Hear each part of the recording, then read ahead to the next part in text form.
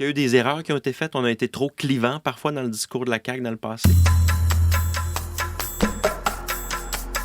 Des fois, les méthodes auraient pu être différentes. Je pense qu'on aurait pu aussi parfois prendre plus de temps pour déposer des projets de loi, consulter. Si on accepte autant de nouveaux arrivants, il faut aussi, à un moment donné, préciser les règles du jeu.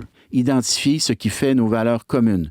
On ne peut pas simplement miser sur les différences. À un moment donné, il faut aussi dire qu'est-ce qui nous rassemble. Par exemple, oui, on pourrait nommer le projet de loi 2 là, sur la santé. Je pense que peut-être qu'on aurait pu y aller moins rapidement, moins brusquement. Je ne recherche pas à tout prix de faire plaisir à tout le monde. À un moment donné, Alec, il faut décider. Puis il faut vivre avec les conséquences. Si vous avez une baguette magique, vous pouvez régler un problème instantanément au Québec. Ce serait lequel? Ah ben, c'est sûr que la guerre tarifaire, ça crée vraiment une incertitude, ça bloque plein de choses, des projets. La renégociation de l'accord de libre-échange avec Trump est fondamentale. C'est quand même 85% des produits que nous exportons présentement aux États-Unis qui ne sont pas frappés par des tarifs parce que il y a cette entente de libre-échange à 3. On a besoin de doubler notre production énergétique. Hydro-Québec est au cœur de ce plan-là. Ça, c'est notre colonne vertébrale.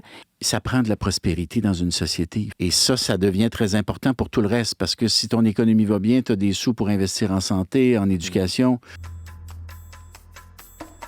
Bernard, c'est un gars très passionné, qui joue sur les cordes émotives, émotionnelles.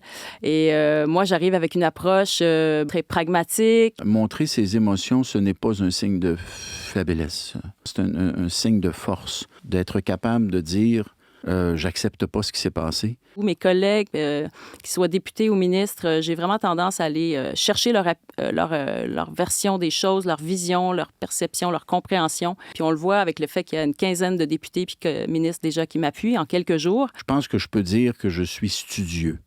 Je fouille mes dossiers, rigoureux, parfois à l'extrême. Pour les gens qui ont travaillé avec moi, qui vont dire parfois tu es un peu gossant. Je me vois quelque part comme un vecteur pour mieux faire rayonner encore nos talents, nos entreprises, les Québécois, les artistes. J'espère qu'ils vont se dire, ce gars-là, il a été testé. On peut lui faire confiance. Il va exercer le leadership dont on a besoin pour passer au travers de ces moments difficiles.